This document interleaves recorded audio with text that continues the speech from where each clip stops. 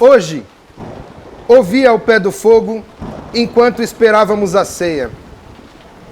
Vizinhos de grito, as famílias Correia e Cardoso viviam na mais feliz harmonia de roceiros pacatos, praticando sem saber o mais puro socialismo. Mas suas mútuas de mãos em alegres mutirõezinhos, repartindo irmanamente o pano de toucinho, contínuo presentear-se. As divisas, pode-se dizer, não separavam e nem sequer pensavam em distinguir os rumos. Bem-vindos a mais um Conversas ao Pé do Fogo. Hoje nós vamos fazer uma comida boa de mutirão com os meus amigos Jonathan e Vanessa. Hoje nós vamos fazer um caldo de abóbora.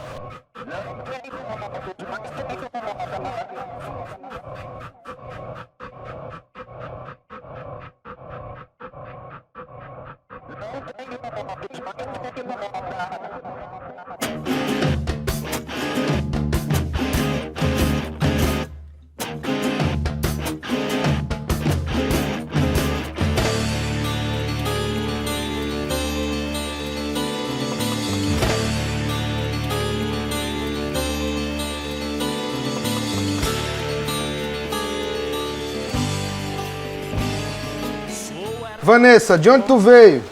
Eu nasci em Cajamar, sou cajamarense nata. Que beleza. Hoje em dia moro numa ocupação urbana, ocupação Os Queixadas, tenho 32 anos, sou formada em técnica em artes cênicas, também milito em movimentos populares e sociais desde os 11 anos de idade, comecei minha militância inclusive com meninos de rua aos 11. Que massa. Já militei com o companheiro aqui, com o Jonatas, e hoje milito no movimento Luta Popular. Que massa. Mais ou menos isso. E você, senhor Jonathan? É dessas terras cajamarenses também? Sou de Cajamar também. Desde que nasci, né? Moro aqui.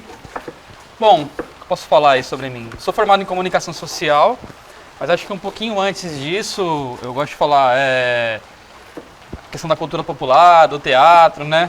Foi o que me levou para essa área de comunicação social na época. Era adolescente, não sabia meio o que fazer, o que estudar, né? E aí eu consegui usar ali na comunicação, né?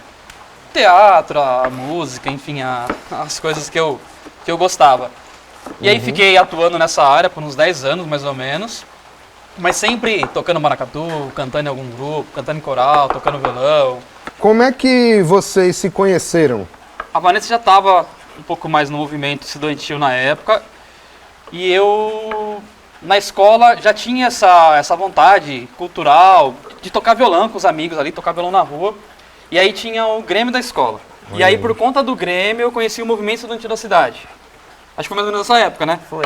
Que massa. E aí foi que a gente se tipo, e engraçado, que a gente, era praticamente vizinho, né? Morava na rua de trás e, não trocava ideia. Não... A gente não se conhecia. Não se conhecia. Foi o Grêmio que ajudou a fazer essa... O Grêmio da escola, junto com o movimento estudantil. Que massa. Foi. Fez essa ponte aí. Como eu nasci, né? Sempre morei em Cajamar. O meu pai é filho de Queixada. Né? O meu avô participou da greve Porta de Perus. Então acho que acho que a gente tem coisa que é do sangue mesmo, né? A gente foi crescendo e a gente entrou no movimento estudantil porque era um lugar onde a gente estava, aonde a gente ficava a maior parte do tempo, que é dentro da escola, e a gente sentia a necessidade de fazer coisas pelo nosso direito e a melhoria, né? Da vida estudantil mesmo, de E era um lugar de expressão também, assim, da juventude? Sim. Porque eu participei de Grêmio Estudantil, né, em São Paulo, e eu sentia muito que era um lugar onde eu podia, sei lá, exercitar um pouco da rebeldia também, se expressar, falar de arte, coisas que às vezes eram meio recriminadas na sala de aula, no contexto da sala, porque era tudo muito engessado, o currículo não permitia. Existe tanta rasteira, o desprezo, rolo compressor, anti-herói, tribal e selvagem, finco as unhas no interior.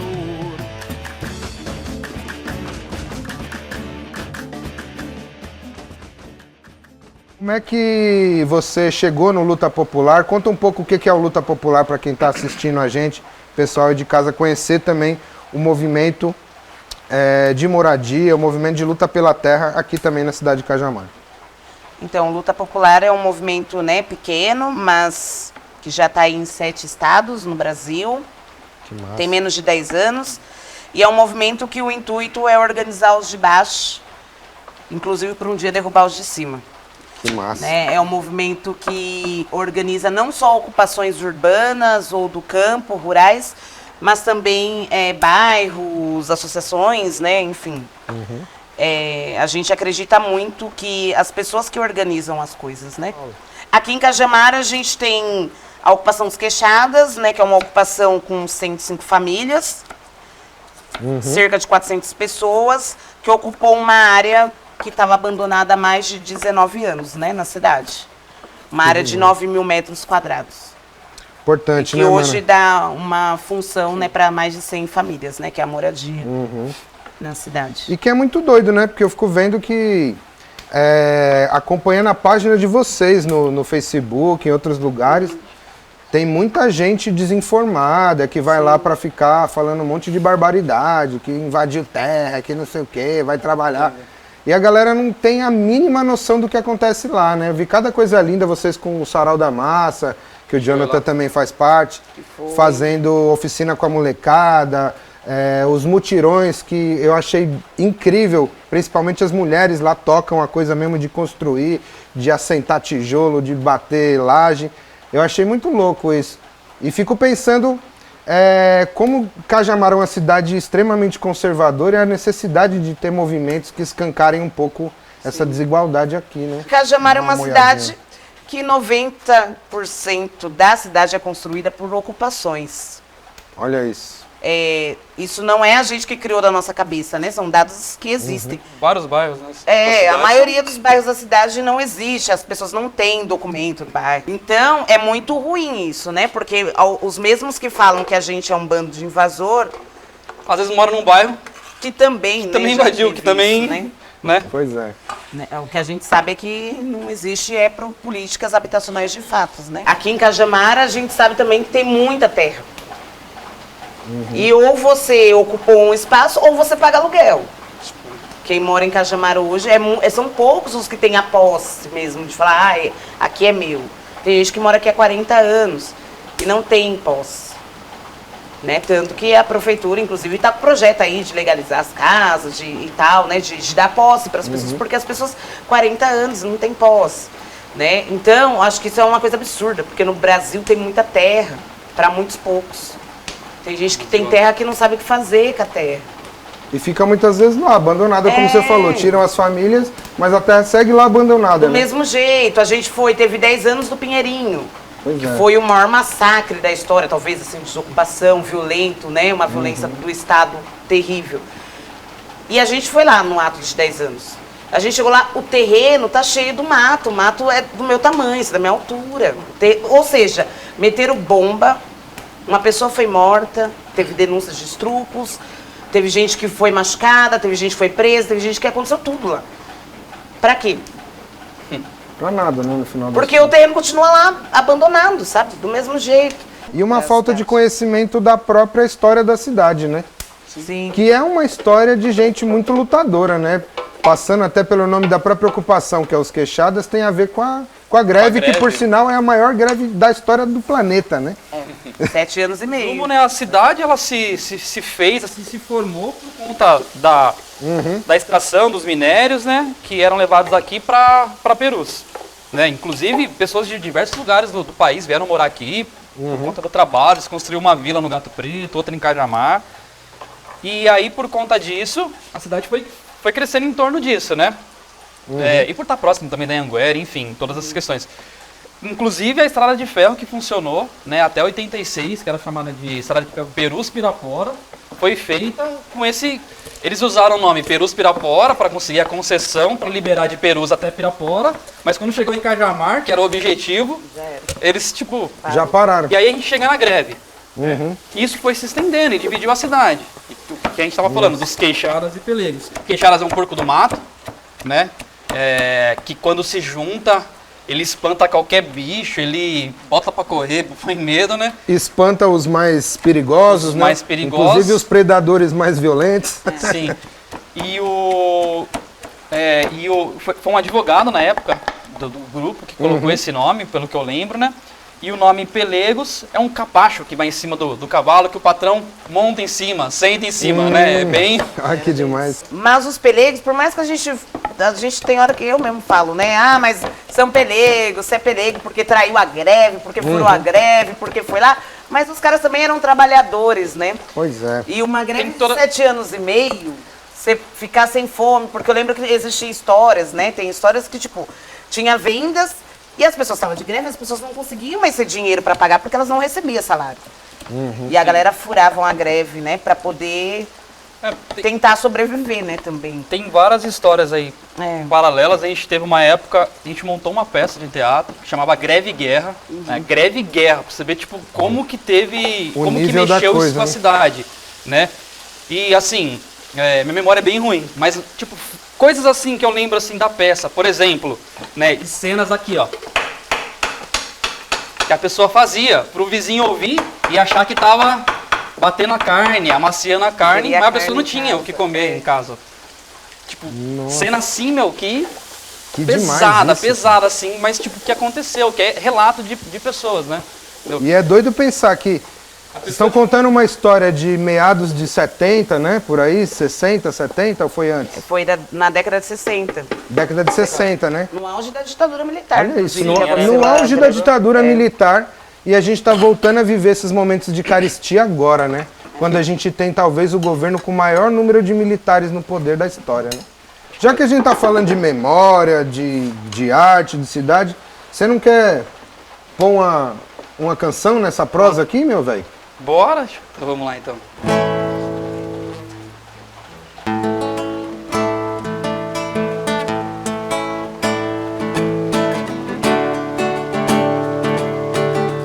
É um som autoral. Lá, lá, lá, lá, lá, lá, lá,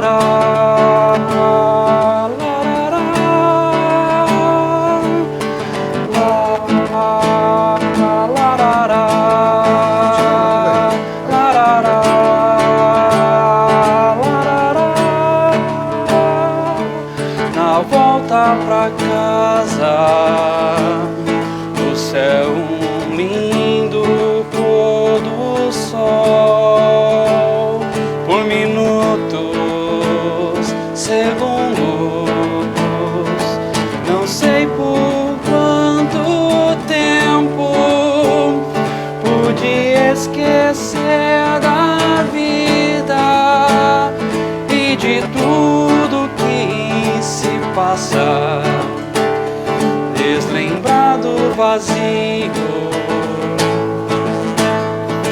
que invade o peito ao ver que o sol solitário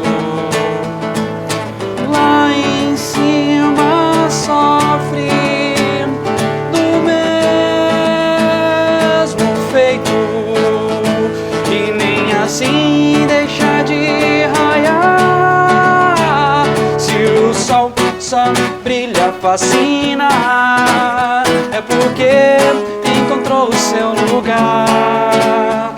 Buscar o mesmo destino eu sigo, sai da chuva, insiste em olhar, fugir com o sol na imensidão, quando o meu lugar encontrar. Qual será? Qual será o meu lugar? O meu lugar? Qual será? Qual será o meu lugar? O meu lugar?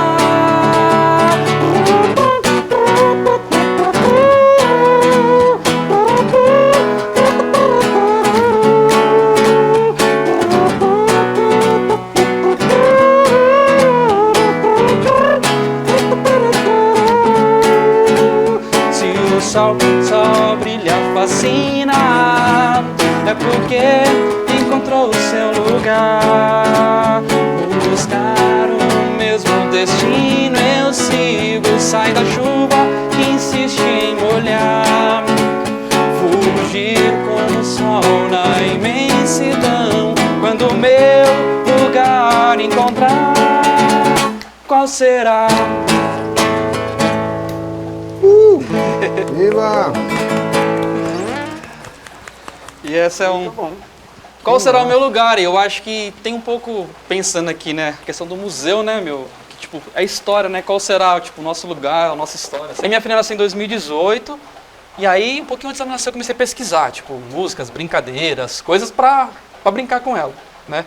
E aí ela nasceu, e aí quando ela começou já a falar, andar, engatinhar, fazia uns vídeos brincando com ela, tocando.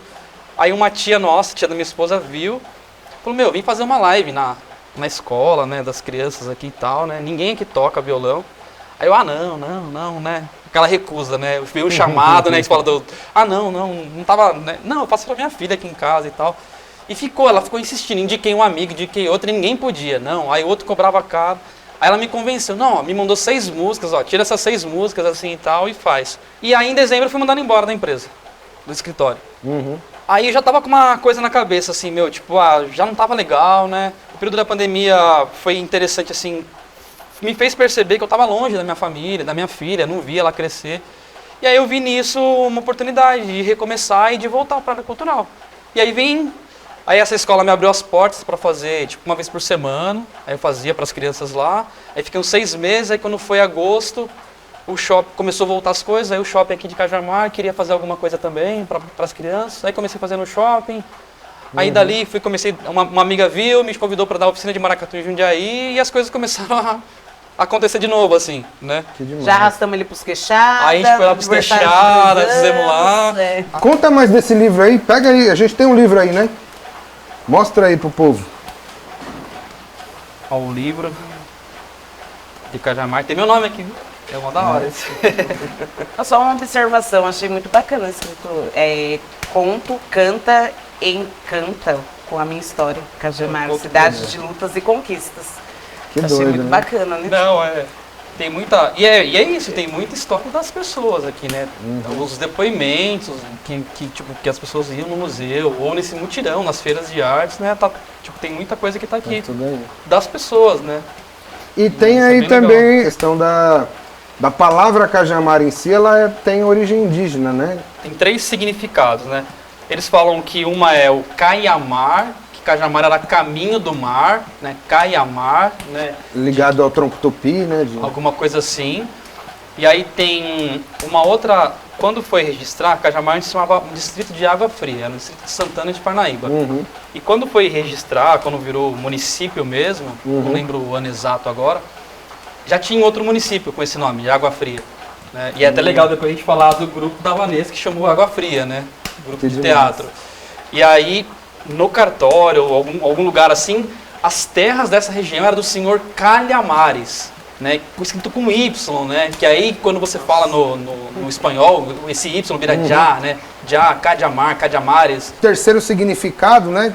Que tem a ver com a frutinha, né? Um alimento também, nosso programa falando de culinária, que é o araçá. Conta pra nós, mano. Cajamar estará registrado oficialmente como uma palavra da língua indígena tupi, Caiamar, fruto colorido e manchado, referente ao araçá, que era abundante aqui na cidade, né? Hoje a gente encontra o araçá na igreja ali de Cajamar, eu sei que tem, lugar que eu sei que tem certeza que tem o araçá. Como é usar o teatro para pensar as causas sociais, as questões de moradia? Sei que você trabalha com isso, mas também tem essa questão da luta. O teatro é um lugar de luta também? Com certeza.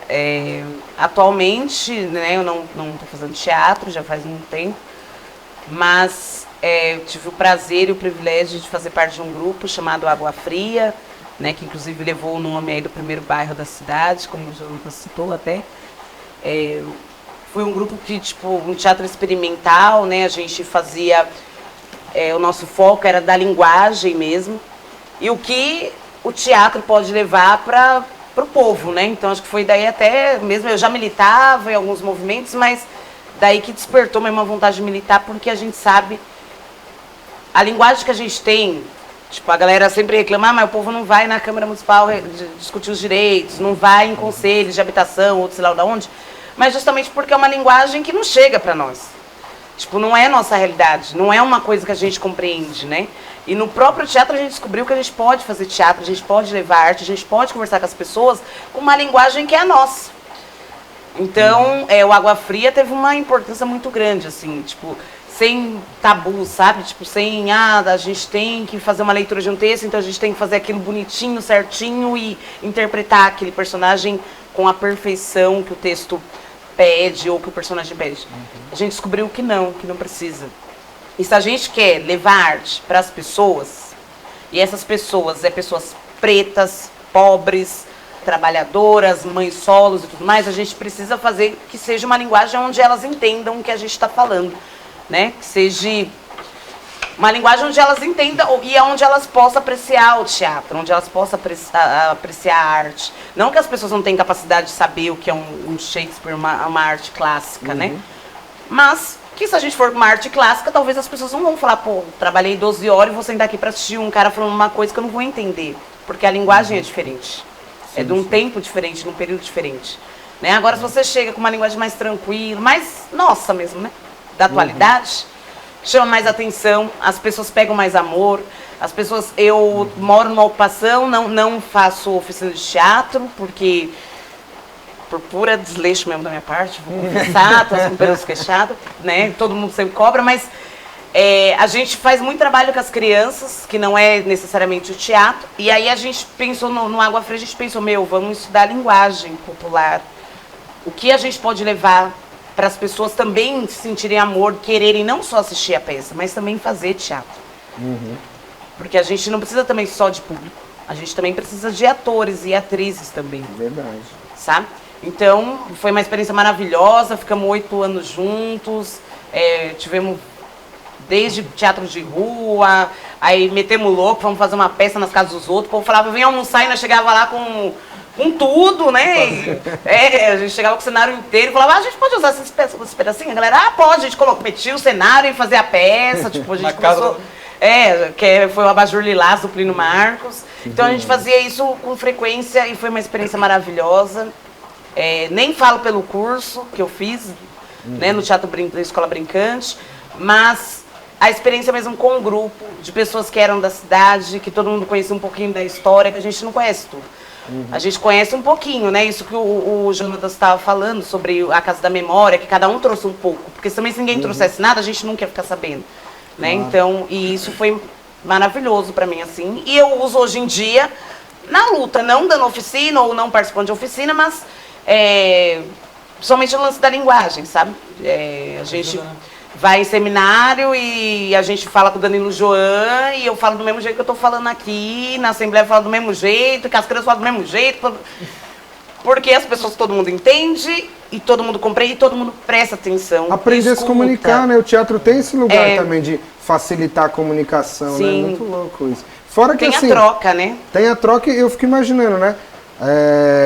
A minha caminhada também com os movimentos populares, as coisas, eu via muito essa coisa da mística, né? Um lugar também de você, ao encenar coisas que você vive, que você sente, que você pensa, você também elabora aquilo de alguma forma para poder lidar com os conflitos, né? Porque eu vejo que a arte, de forma geral, ela ajuda a você abrir a cabeça mesmo, né? Tipo, abrir a visão, assim, para qualquer tipo de desigualdade, para qualquer problema da sociedade. Eu vejo que eu pego amigos, comigo mesmo, né, de adolescente, assim, né, eu fui para esse lado e, tipo, vejo essas questões de problemas da sociedade. Eu não atuo hoje, não milito, mas eu tenho esse olhar, essa sensibilidade para esses assuntos, assim, para essas coisas. E a minha ideia de estar com esse projeto para as crianças é, de alguma forma, ajudar nesse olhar mesmo, né, e de manter essa essência da... leque, né? Sim, né, a criança, ela nasce, que eu vejo... As crianças são extremamente criativas, uma imaginação, né? E vai perdendo isso conforme vai crescendo, né? E você, mano? Eu sei que vocês fizeram lá na ocupação uma poesia em coletivo, com todas as mulheres lá. Não foi na Ocupação dos Queixadas, foi na Ocupação de Esperança, que é em Osasco, que a gente tem o trabalho das mulheres lá. Toda a ocupação de luta popular a gente acha muito importante. Sempre as mulheres são linhas de frente de muitas lutas, inclusive dentro das ocupações, né? Historicamente, né? Sim, e a gente acha muito importante a gente ter um momento só das mulheres, então todas as ocupações têm reuniões de mulheres, onde a gente discute machismo, violência, questão de trampo, de filhos, da vida, né? Coisas que a gente talvez não tenha espaços no meio comum, mas quando a gente está juntas, a gente consegue todas nós trocar ideia. Então, todas as ocupações existem as reuniões de mulheres. Essa aqui é uma cartilha do Luta Popular, feita por mulheres, mulheres do luta, mulheres de várias ocupações. E aí tem um poema aqui que foi construído no coletivo. Pode meter marcha, como a gente diz. Lugar de mulher é na luta. Sônia, Glaucia e Simone, Vânia, Tânia, Rita e Cleuma. Posso falar de 1000 nomes, é tudo a mesma celeuma. Ser pobre sem um teto, trabalhar quando puder, tudo isso ainda por cima se soma a ser mulher. Nomeiam de sexo frágil, quem nunca arreda o pé. Carrega o mundo nas costas e ainda apanha do Zé. Ah, se ela gosta da coisa, é chamada sem respeito, mas também é maltratada quando não lhe dá o direito. Somos números da injustiça, sempre tem um lugar certo. Ganha o menor salário e é maioria entre os sem-teto. Se for preta, ainda é pior. Só aumenta o desrespeito. A exploração é maior por causa do preconceito. Para a mulher, jornada é tripla. Ela trabalha 3 vezes. Em casa, na da patroa e em casa outra vez. A ser bela é obrigada. Mãe, barriga, bunda e peito. Sinto muito, camarada. Eu vou ser do meu jeito. Lava, passa, cuida e limpa. Arruma tempo para lutar e ainda vem o marido, encheção, lhe arrumar. Acha ruim quando a mulher passa a ser linha de frente. Toma as rédeas da sua vida, quer um mundo diferente. Deixe homem de bobagem. Nessa luta por direitos tem que ter camaradagem. Tudo com muito respeito. Nossa luta é popular. Não precisa ter assombro. Pobre, preto, gay, lésbicas e as mulheres ombro a ombro. Feminismo é ideia louca, que todos somos iguais. Sinto muito se isso implica em tirar um pouco sua paz. Vou dizer o que as mulheres querem, porque a gente não mente. É juntar a nossa luta com a luta da nossa gente. Viva! Coisa linda, mano. Que coisa linda. Se pegar a história do próprio movimento contra a carestia, lá na ditadura também eram as mulheres, né? E segue sendo, né? Muito doido isso. Na época da greve, da greve de Cajamar, tem várias histórias também. As piqueteiras, elas que iam à frente da fábrica mesmo. Tinha esse nome, as piqueteiras. Que fazia os piquetes, né? Também tem bastante da história da greve. Que sobre doido. A força das mulheres, assim. E eu imagino, né? Porque a questão da fome, 7 anos e meio de greve, como é que não deve ter sido, né, velho? O que aconteceu também porque a maioria dos empregados eram os homens que trabalhavam na fábrica. Então as mulheres começaram a arrumar trabalhos de lavar roupa, enfim, outras coisas assim pra ajudar nessa época, assim. Tem histórias assim, né? Enfim. Nas ocupações, geralmente quando, né, você ocupa uma terra, a primeira coisa que você pensa é, beleza, estamos aqui, mas aí, como que vamos comer? Exato. Então, aí a gente organiza a cozinha. Quem geralmente toca a cozinha? É as mulheres. Quem pensa, vamos ter que juntar as crianças pra gente poder, né, todo mundo ali, das crianças tá ali, a gente tá todo mundo vendo, quem pensa? É as mulheres. Quem pensa, olha, precisamos juntar o lixo porque a gente precisa organizar minimamente, são as mulheres. E geralmente as mulheres não levam o nome pelas coisas que elas fazem. Normalmente não levam. Tipo, dão uma ideia, vamos fazer uma cozinha coletiva, mas os caras vão lá e constroem, aí tipo, a gente já viu isso muito em lugares, na Assembleia, inclusive dentro dos queixados, por exemplo. E aí os caras falam, então a gente achou aqui, eu e fulano, de construir a cozinha, mas, sabe? Não, o pior é quando ainda não fazia assim, cozinha José de Freitas, né? Tá ligado? Só que foi a Dona Maria que fez. Que ficou lá o tempo todo, né? E o cuidado das crianças. A gente acha que a discussão, somente sobre a violência, é uma coisa fundamental, sobre o machismo é fundamental. Isso não quer dizer que a gente quer separar a classe. Quem separa a classe é os de cima. Nós não queremos separar a classe, a gente quer que homem e mulher lutem de ombro a ombro, né? Lado a lado. Porque o problema do machismo não é só da mulher, o problema do machismo também é do companheiro. Né? Assim como do racismo, assim Sim. como da LGBTfobia, Isso. né? Essa coisa de companheirismo mesmo não tem a ver com não errar, né? Tem a ver com dar a mão pra hora que seu companheiro tropeça e fala, meu, chega junto, pô, o que aconteceu, você tá bem, né? As nossas culturas de modo geral, né, afro-indígena sempre teve esse lugar de pensar as coisas não pelo lugar da violência, do apartheid, da segregação, sempre foi um lugar de coletividade, né? E muitas vezes esse lugar de resolver as coisas era na cozinha, era comendo, era na hora de comer, todo mundo esquece as brigas e senta. E todo mundo fica... E come mesmo rango, né? A cozinha sempre é a alma do negócio, né? Muito doido a gente tá do fazendo... negócio, das conversas, de todas as coisas. Né? Muito doido a gente tá fazendo um caldo hoje que é uma comida que se come coletivamente, né? E essa coisa do ajuntado dos trem tudo na panela Misto. e bota pra ferver. E aí, como será que tá aí? Tô preocupado, Bora, vai lá, vamos tá ver? com molhadinha no Eu caldo. acho que agora já tá pronto, já dá pra finalizar com a salsinha e... Eu ia quase esquecer, mas é o mais importante também, pra mim pelo menos, que na pandemia, em plena pandemia, a ocupação dos queixadas recebeu a ordem de despejo. As pessoas falavam fique em casa, mas os caras queriam colocar 400 pessoas na rua, né? Em plena pandemia.